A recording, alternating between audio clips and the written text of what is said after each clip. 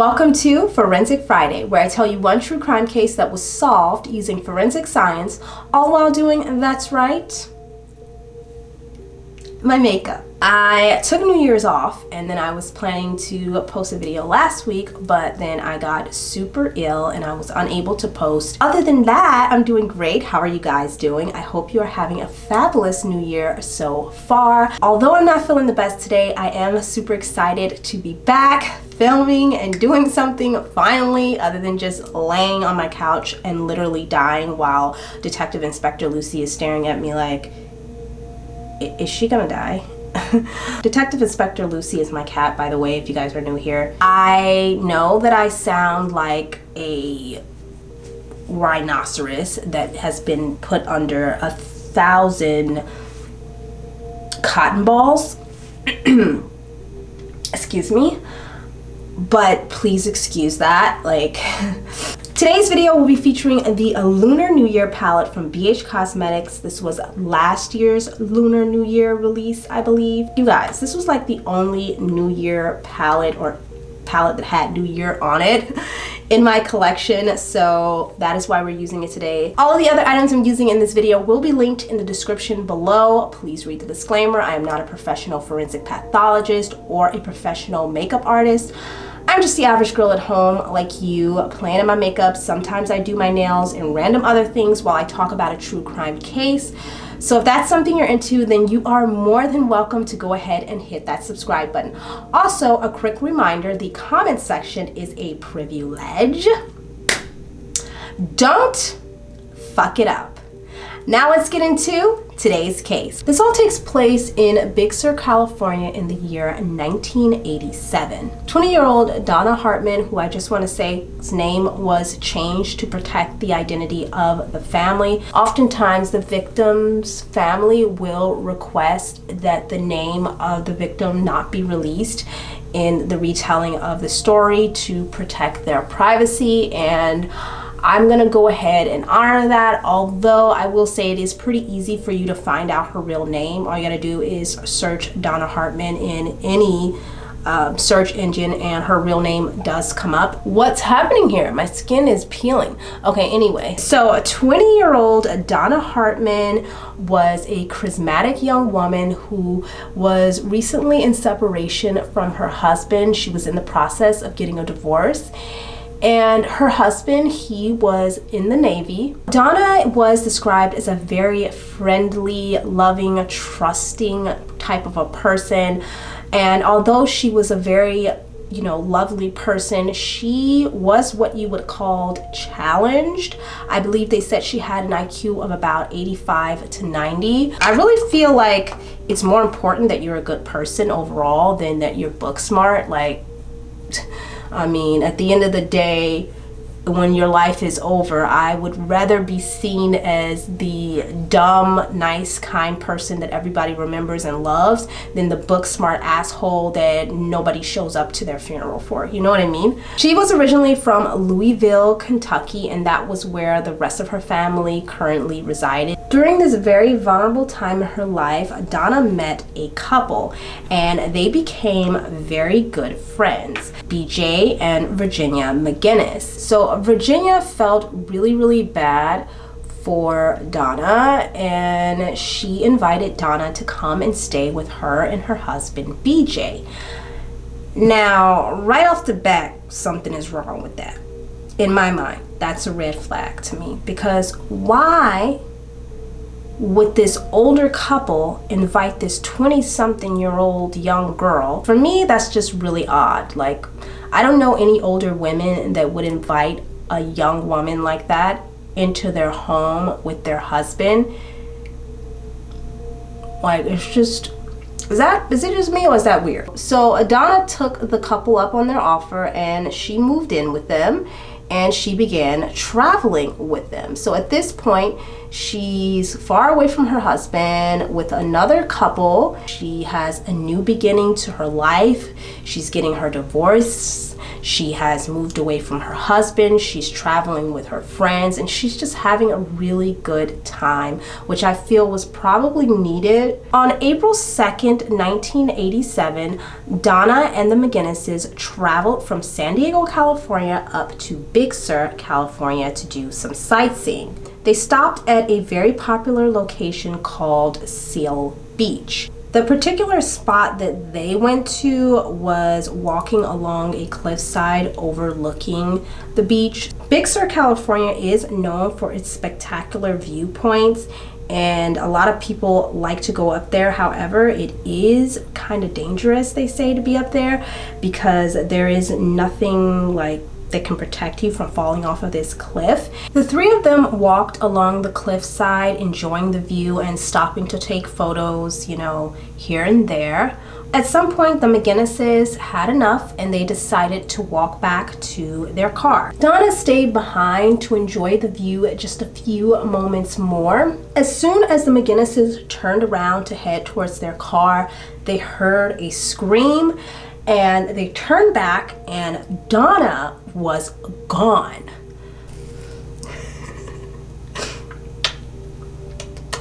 Now I'm gonna have cat hair everywhere, all in my makeup.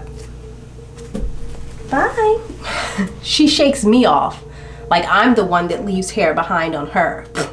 So of course they panicked and ran towards the edge of the cliff where Donna was last standing and found that she had fallen 500 feet below. Oh my God. That is horrible. The McGinnises ran to a nearby store to get help, and the store employee called the police. Search and rescue also came out, and when investigators got to the scene, they found 20-year-old Donna Hartman dead below. Law enforcement did not initially suspect foul play, as it is very common for people to, I guess, just fall off of the cliff. At least that is what the locals told them. According to one officer, a member of rescue told him that, they made the comment that people fall off of the cliff like logs. I don't know if that was a very appropriate comment to make at that time, sir. When investigators spoke with the McGinnises, they appeared very upset. They told police that Donna was wearing high heel shoes that day while she was standing at the cliff's edge, and they suggested that perhaps she had lost her balance in the hills and had fallen off the cliff that way. Which, why in the F would you be wearing heels at a cliffside? I don't know. When investigators took a look at the photos that the McGinnises had taken that day, they did find that Donna was wearing high heel shoes at the cliffside. A general autopsy report was performed on Donna Hartman's body, and the coroner found the cause of death to be a basal skull fracture, which is basically a massive blow to the back of her head. And of course, that would be consistent with someone who had fallen from a cliff. Authorities notified Donna's family of her accidental death, and right away they were suspicious because they said that Donna had a fear of heights, and they really didn't understand why she would even be at the cliffside. They didn't feel like the police were taking Donna's case that seriously. They felt like they were moving slowly and they were pretty much just gonna write her death off as an accidental death, and they just didn't believe that that was the truth. And so they decided to hire a civil attorney to investigate Donna's death to find out what really did happen to her. I really have to commend these families that be taking matters into their own hands. It's sad that they have to do this because you think it's law enforcement's job, but you know what? I just have to commend them. I really do. Like, that must be hard. It's like you don't even have time to grieve your loss because you're playing investigator. It's kind of sad. I wish that's one thing I wish would change. I know, don't get me wrong. You guys know I love to commend law enforcement, and I will call them out if they do some shady shit though.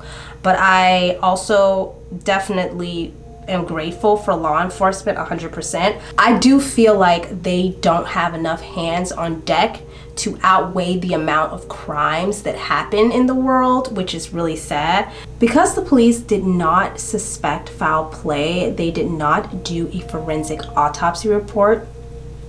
Bad. I don't know why I just hit my hand. I should be hitting their hand.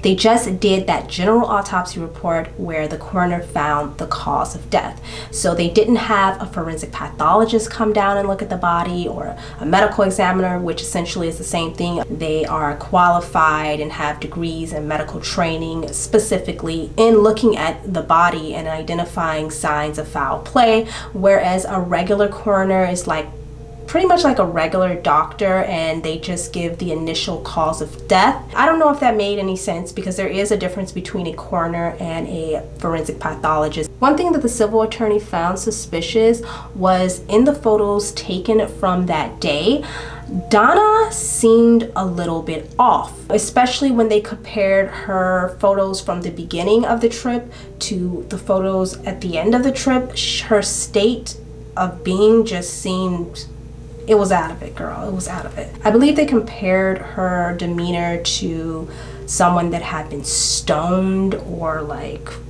I don't know, maybe she was drunk or something like that, they were thinking. The muscles in her face appeared to be relaxed, and her mouth kind of was turned down, or like frowning down, kind of like when you're like, you know, when you're high and stoned and you're out of it, you know. And this did not match the story that the McGinnises initially told police about Donna's state. Now, when police did their investigation, they did not take pictures of the crime scene. Really, guys? Really?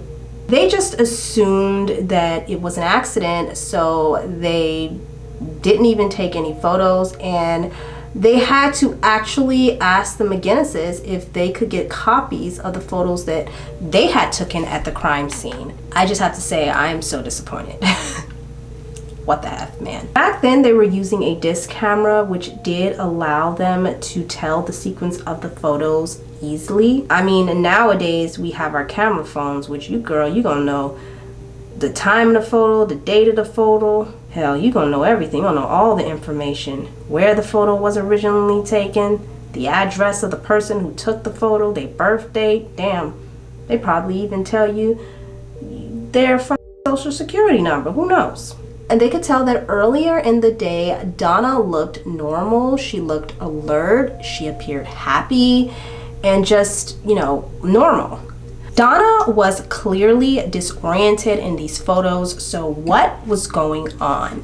The last photo taken of Donna in the sequence was of her and BJ McGinnis. They were standing at the cliff's edge, and Donna was in front of BJ, and she was looking either outwards. You could tell she was looking either outwards towards the ocean, or kind of downwards, you know, down off the cliff. And BJ McGinnis, he was standing behind Donna. He had his right arm around her, and he was turned looking over his right shoulder. And police thought that right off the bat, his posture, his stance, his demeanor in the photo just didn't give police the right vibes. They were feeling like something is wrong here. It just seemed suspicious to them, and I would say so. It was almost as if this guy was like checking behind him to see if there was anybody watching him. Now, there were other pictures also taken at the site. There were an additional 4 photos after the photos that were taken of BJ and Donna. There was one photo overlooking the cliff's edge where Donna fell.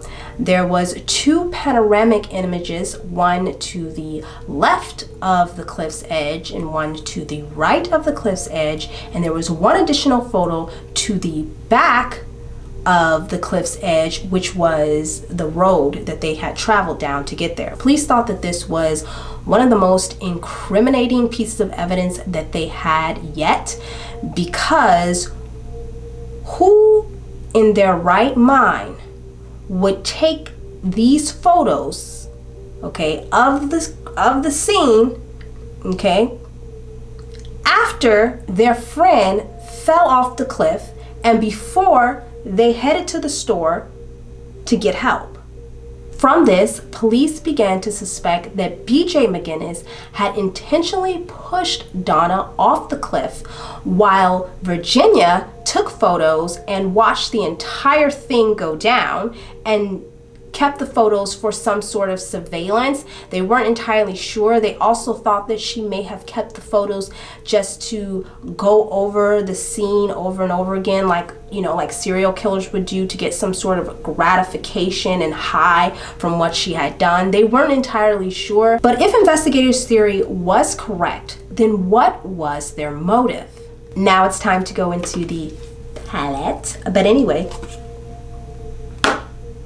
back to the story. Investigators did a little digging and they found out that the McGinnises had taken out a $35,000 life insurance policy on Donna Hartman just one day before her death. That's not suspicious? No. Why, no, not at all. And get this, you guys, the beneficiary was Virginia McGinnis's own son. His name was James, and he was actually in prison at the time that all this went down. Now, he was listed as Donna's fiance, although he and Donna both were married to other people at this time.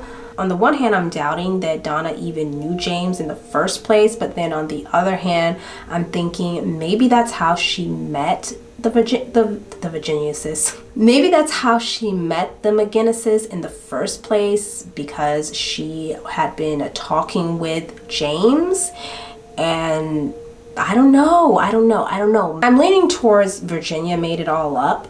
Now, the agent at the life insurance policy office says that he remembered Virginia because on her way out the door, she stopped to ask him a very odd question. She said, "This is applicable for accidental deaths, isn't it?"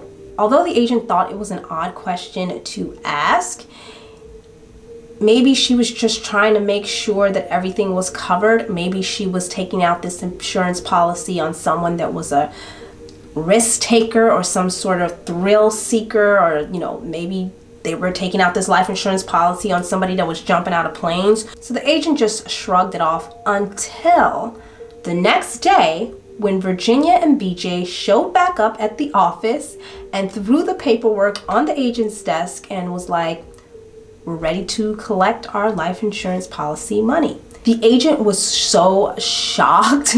He was just like, "You gotta be kidding me. She's dead already? You just took out the policy yesterday. What's going on?"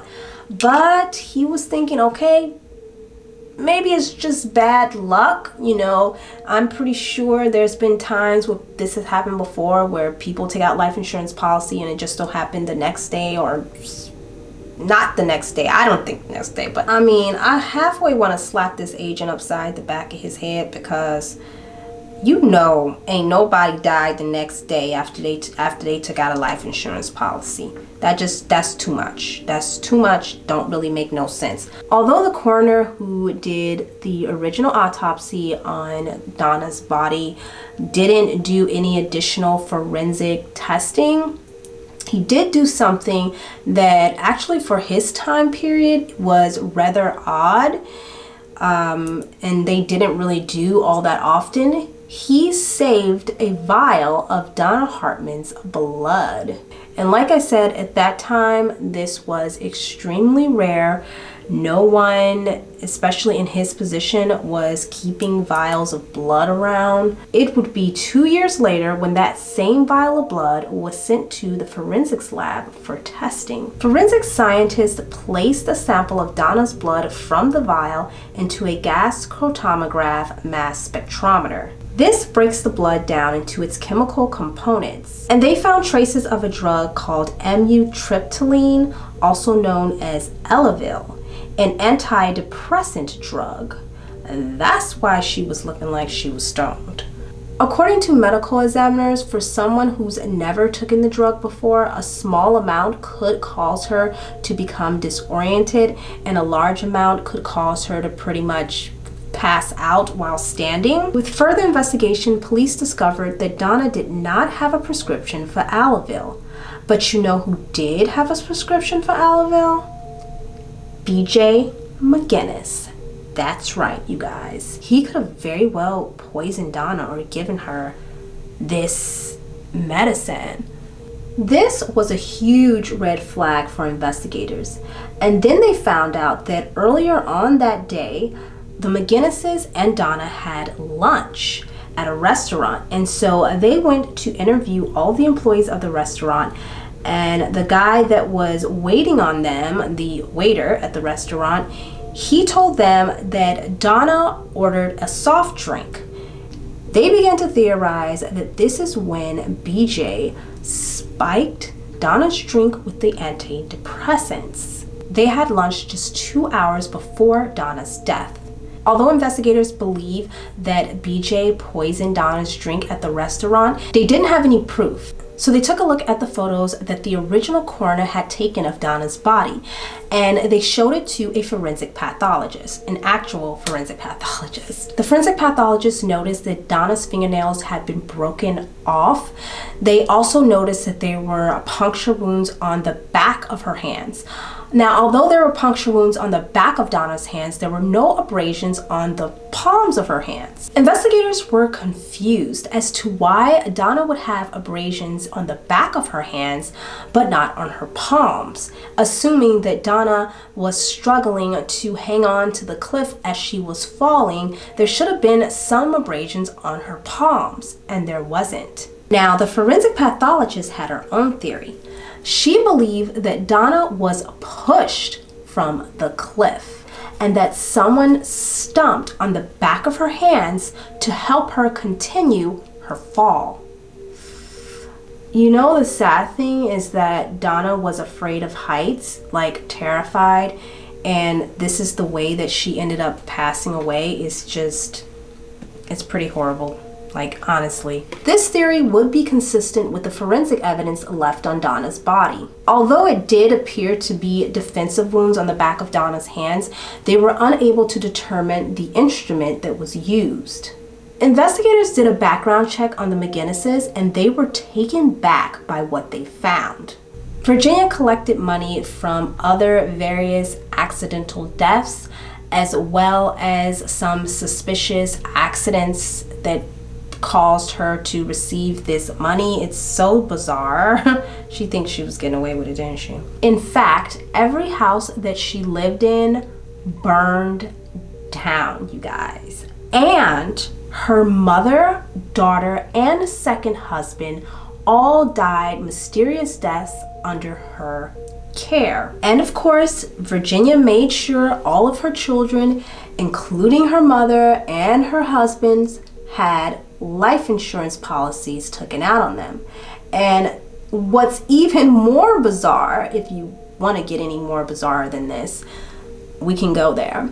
It gets worse. The life insurance policies were all for the same amount, $35,000. Whilst not trying to leave a trail behind, she kind of left a trail of circumstantial evidence behind, because we know that Donna's life insurance policy was for the same amount as well. Investigators believe she chose this amount because it was a small amount and it was less likely that the insurance company would investigate her. All of the documents from Donna's life insurance policy was sent over to a forensic document examiner. According to the examiner, almost everything in that policy was forged, except for Donna's signature. So Donna had signed the life insurance policy. Like, I kind of wonder why she signed it, because unless she was in on it too, what do you guys think? Do you think that Donna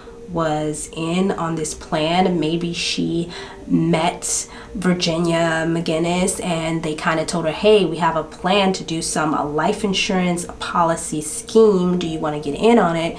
And we're gonna fake your death or something like that. And she was like, okay. But then they actually decided to really kill her and take the money for themselves. I don't know. That's what I'm thinking.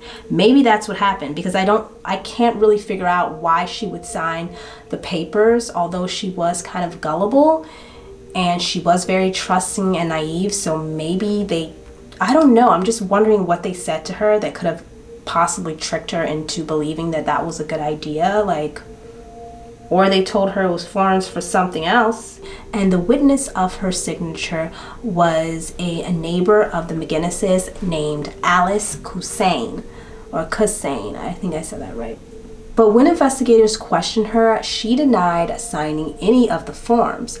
And she pointed out that her name was actually spelled wrong, proving that she couldn't have signed the documents because there was no way that she would have spelled her own last name wrong. This is when detectives knew there was something super fishy. Actually, they knew before, but this is like when they knew like something's up with these documents.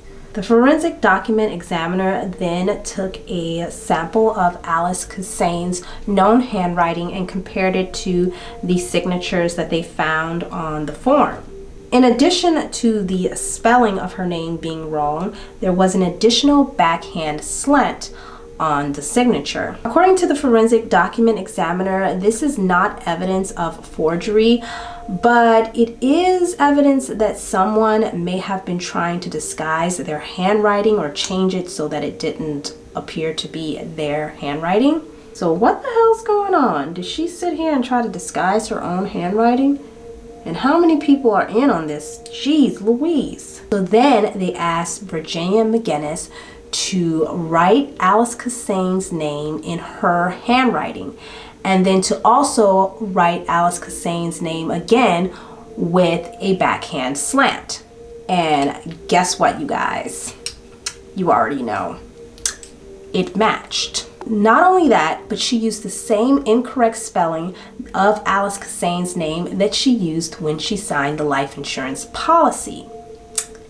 Busted. You are busted, girl. Forensic document examiners came to the conclusion that Virginia McGinnis was in fact the one who had forged those documents and signed Alice Kusain's name. I'm trying to put on my eyelashes, and Lucy, if you want to get up, you can get up. Baby, I'm busy. Okay, she's up here. Lucy has joined us. This is not a good time while I'm trying to put on my eyelashes. Babes, please. Baby, I'm trying to put on my eyelashes. This is not a good time.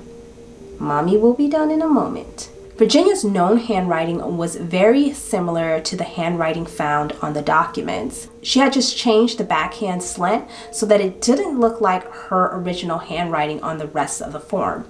It would take 2 years after Donna Hartman's murder for the McGinnises to be arrested. That's 2 years too long. They should have picked them up a while back.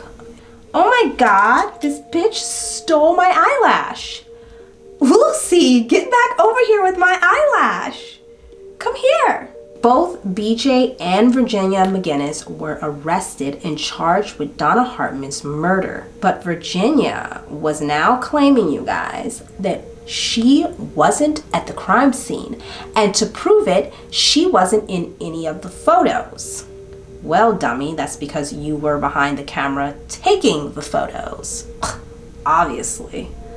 So prosecutors took another look at the crime scene photos, and in one of the photos you can see the shadow of the photographer. They had a silhouette of the photographer, but was that enough to identify the person taking the photo? I want to leave some of the metallic out. I don't know how weird that will look.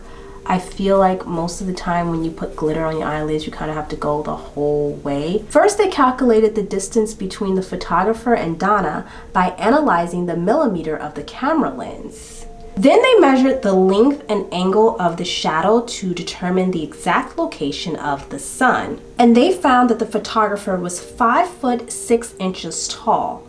the same height as Virginia. But what prosecutors couldn't figure out was why, But what prosecutors couldn't figure out was why Virginia took the photos in the first place. I mean, it was one of the most incriminating pieces of evidence that they had on her. Like, why would she want to keep a picture of the place where she killed someone? Like, it just doesn't make sense. Especially the one with Donna and BJ right before he pushed her off the cliff. Like, why? I don't know, you guys. Perhaps she wanted a souvenir? Huh? I don't know.